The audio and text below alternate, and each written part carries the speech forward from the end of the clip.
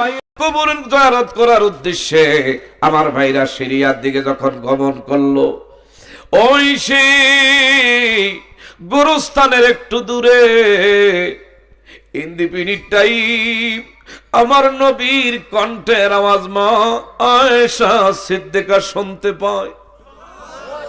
আরো আসতে কোন এই দেশে সুবহানাল্লাহ আছেও বলে লাভ হইব না লোকসান হইব?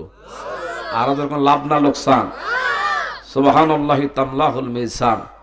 আমার বাবারা বন্ধুরা, সবচেয়ে বেশি মিজানের পাল্লায় সুবহানাল্লাহর ওজন অধিক হারে আল্লাহ ভারী করে দিবে। জোরে জোরে কন্যা সুবহানাল্লাহ। ডানে বামে তাকাই না। আর আমি কয়েক মিনিটের মধ্যে ছেড়ে দিচ্ছি। প্রধান বক্তা হুজুরকে নিয়ে আসেন আমার ভাইরা, কারণ আমাকে বলছে 8টার মধ্যে আপনি করবেন না, 9টার মধ্যে ছেড়ে দিবেন। আমি আমার 9টার পরে আমি 1 মিনিটও আমি যাব না। আমার ওয়াদায় এদিকে তাকান। বলতেছিলাম গভীর মনোযোগ। মা মা হযরত আয়েশা সিদ্দিকা বলে, আমার দয়াল রাসূলের রওজাত থেকে আমি সালাম দিয়ে আমার ভাইয়ের কবর জিয়ারত করার উদ্দেশ্যে বের হইলাম। একটুখানি দূরে থাকতে, আল্লাহু আকবার কোন, একটুখানি দূরে থাকতে আমার ভাই যেই গোরস্থানের মধ্যে ওনারে দাফন করেছি, ওই গোরস্থানের মধ্যে আমি গেছি কবর জিয়ারত করতে। আমার দিনের নবী, দয়ার নবী, মায়ার নবী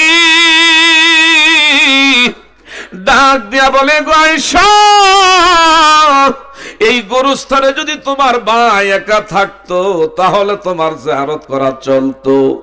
এই গোরস্থানের মধ্যে অনেক বেগানা পুরুষ দুনিয়ায় থাকতে যেভাবে দেখা দেওয়া কথা বলা তোমার পক্ষে হারাম ছিল, আজকে মৃত্যুর পরে তোমার ভাই যদি একা থাকতো জিয়ারত করতা।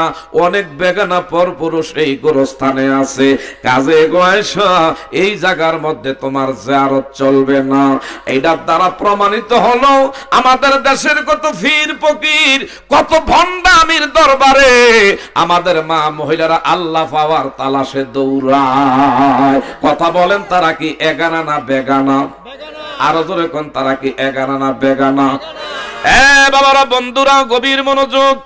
আপনাদেরকে বলে যাই, কারণ কি আল্লাহর নবী রাহমাতুল লিল আলামিনের হাদিস, আমার ভাইরা দাইয়ুস লা ইয়াদখুলুল জান্নাহ, যে সকল দাইয়ুস নারী আমার বাবারা বন্ধুরা আপাদ মস্তক থেকে পায়ের তালু ঢাইকা যারা এইভাবে অবনত চিত্তে যারা চলতে পারবে না, নিজের সতীত্ব যারা রক্ষা করতে পারবে না, কারণ কারনা ফি বুয়ুতিকুন্না ওয়ালা তাবাররুজনা তাবাররুজাল জাহিলিয়াতিল ওলা, যে যুগের নারীরা বেশভূষা করত, ঠোঁটে মুখে গালে কসমেটিক্স লাগাইয়া পশু বাজারের পশুর মতো নাউলা, এইভাবে তারা আমার মা মহিলারা, ওই যুগের নারী, যেই যুগটা ছিল বর্বর যুগ, যেই যুগটা ছিল অন্ধকার যুগ, ওই যুগের নারীদের মূল্য ছিল না, তাদের সতীত্বের কোনো মূল্য ছিল না। একটাই মাত্র কারণ, তারা কিন্তু নিজের সৌন্দর্য পর পুরুষের সামনে প্রদর্শন করত। এই যুগে যদি কোনো মা মহিলারা আল্লাহর বিধানকে অস্বীকার করে, আল্লাহর বিধানকে অমান্য কইরা যারা এইভাবে ঠোঁটে মুখে গালে আমার মা মহিলারা কসমেটিক্স লাগাইয়া পশু বাজারের মতন রাস্তায় ঘোরাঘুরি করে, মার্কেটের মধ্যে ঘোরাঘুরি করে, বলেন তো ছোট্ট বাচ্চা হুজুরের কাছে নিয়ে আসেন, হুজুর গো আমার বাচ্চাটার শরীরের মধ্যে ঠোসা পড়ছে, গায়ের মধ্যে জ্বর আসছে, কেন আসছে? কয় কার জানি মুখ দোষ লাগছে, মুখ দোষের পানি পরা দেন, একটু ফু দিয়া দেন, যার ফুক দেন। কথা জোরে বলেন, ঠিক না বা ঠিক? যদি ছোট্ট আপনার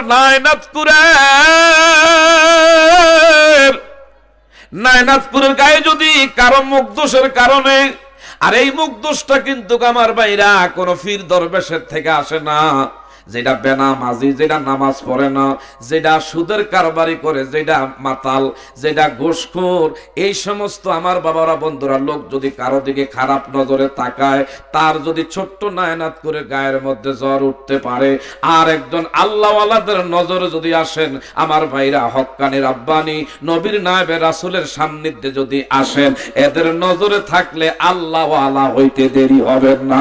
কথা জোরে বলেন, ঠিক না বে ঠিক? আপনাদেরকে বুঝাইবার জন্য বলি, বাবারা বন্ধুরা এদিকে তাকান।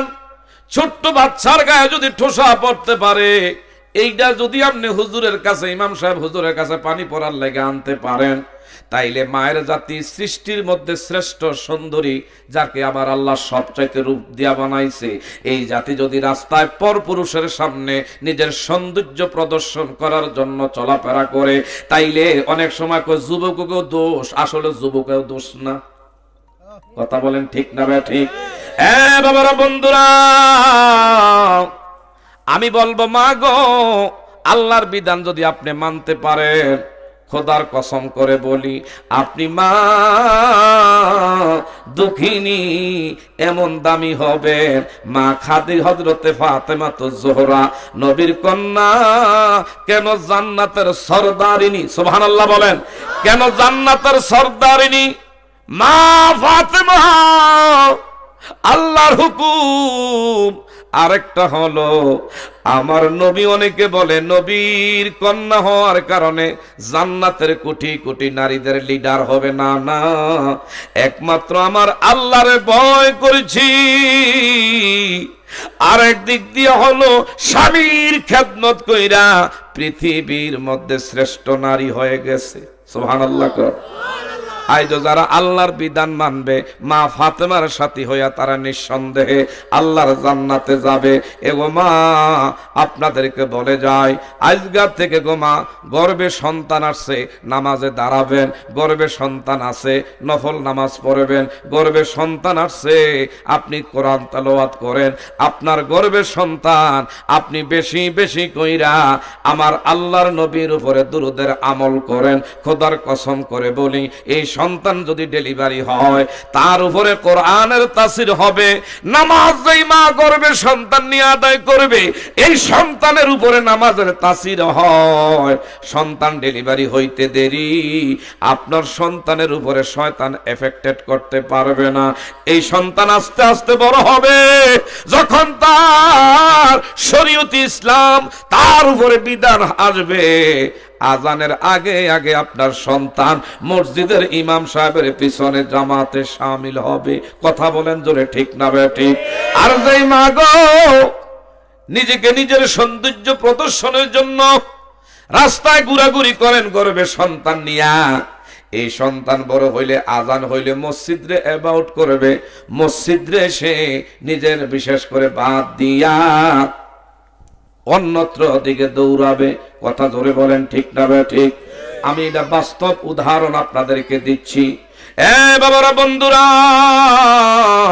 মা মহিলারা গো, হযরতে খাজা মাইনুদ্দিন চিশতি সিন্ধির প্রধান খলিফা, যার নাম কুতুবউদ্দিন বখতিয়ার কাকি রহমতুল্লাহ আলাই, ছোট্টকালে মা শিক্ষা দিছে, এরে বাবা, যদি নামাজের সময় হয়, তুমি নামাজে দাঁড়াইবা মাত্র বয়স 6 বছর। সুবহানাল্লাহ। কারণ মা নামাজি, মা আল্লাহ ওয়ালি। মারহাবা কইতেন না? আমার আল্লাহরে ভয় করে যে মা, ওই সন্তান মায়ের, আমার বাবারা, বন্ধুরা, পদাঙ্ক অনুসরণ করে। আল্লাহর বান্দি যখন শিক্ষা দিছে হযরতে কুতুবউদ্দিন বখতিয়ার কাকিরে, বাবা, নামাজের সময় হইলে নামাজে দাঁড়াইবা। এইভাবে মা সামনে থাকে, পিছনে সন্তানরে প্র্যাকটিক্যালে দেখায়, আর নামাজে দাঁড় করাইয়া মা আস্তে কইরা রুটি আর হালুয়া দেয়, আর বলে বাবা সালাম ফিরাইয়া দেখ। সালাম ফিরাইলে বলে বাবা নামাজের যায়, নামাজের নিচে দেখ কিছু আসেনি। টান দিয়া দেখে, হায় রে, নামাজ পড়লে রুটি আর হালুয়া পাওয়া যায়। আর একটু জোরে কর। এইভাবে আমার ভাইরা একা দ্বারা কয়েক বছর সন্তানরে ট্রেনিং দিলেন। কারণ 12 বছর হইলে শরীয়তি ইসলাম। কথা বলেন, ঠিক না ঠিক? এর আগে শিক্ষা দিতেছে একদিনের ঘটনা। এই মা দক্ষিণী গেছে বাপের বাড়িতে। হযরত আমার ভাইরা কুতুবউদ্দিন বখতিয়ার কাকির নানার বাড়িতে গেছে মা। এই দিক দিয়ে সন্তান একা নামাজের সময় হইছে, দাঁড়াইয়া গেছে। মার মনে একটা হায় হায় সন্দেহ কাজ করতে, যে আমার সন্তান তো নামাজে দাঁড়াইবে, সময় হইয়া গেছে। আমি আমার বাপের বাড়িতে এই মুহূর্তে দৌড়ায় গিয়া যদি সন্তানরে আমি নামাজে দেখি বা নামাজ শেষ করে ফেলে, খাবার যদি না পায়, রুটি হালুয়া না পায়, বলবে আল্লাহর গোলামি করলে, নামাজ পড়লে কিছু পাওয়া যায় না। জোরে জোরে কর নাউজুবিল্লাহ। আল্লাহ গো, আমি আমার ডিউটি আদায় করেছি, এখন তোমার উপরে দায়িত্ব। আয় আল্লাহ, আমার ছেলেরে বিগত দিন নামাজে দাঁড়াইয়া ট্রেনিং দিছি, আজগা তোমার উপরে সুপর্দ করলাম। আমার ছেলে নামাজ পড়ার পরে যদি গায়ে নামাজ গুটায়, তুমি কই থেকে রিজিক দিবে আমি জানি না, একটু জোরে বলা যাবে নি মারহাবা।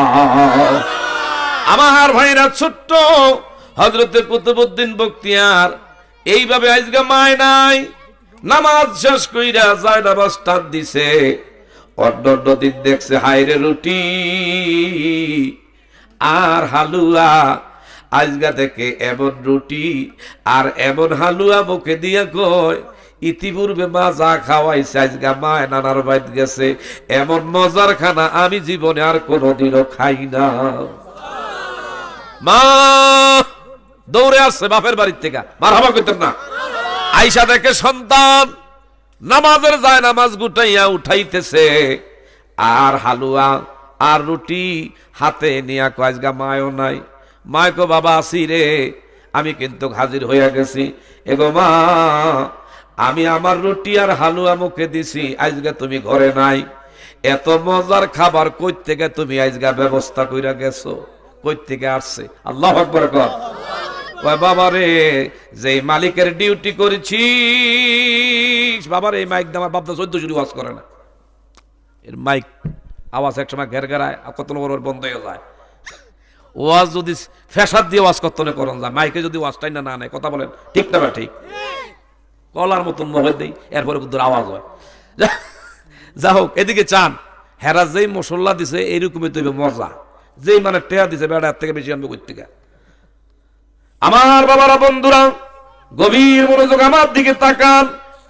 আল্লাহর বান্দা বান্দি ডাক দিয়া বলে, এরে বাবা, কই থেকে আরে তুই জানোস নি? কয় না, জানি না, আজকার খাবারটা খুব মজা লাগছে। ওই সন্তানের মা দুঃখিনী কয়, বাবা রে, এই খাবার দুনিয়ার নয়, আমার আল্লাহর জান্নাতি খাবার তোমার জন্য পৌঁছায়া দিছে। তাইলে সন্তানকে যদি নামাজের শিক্ষা দেন, এই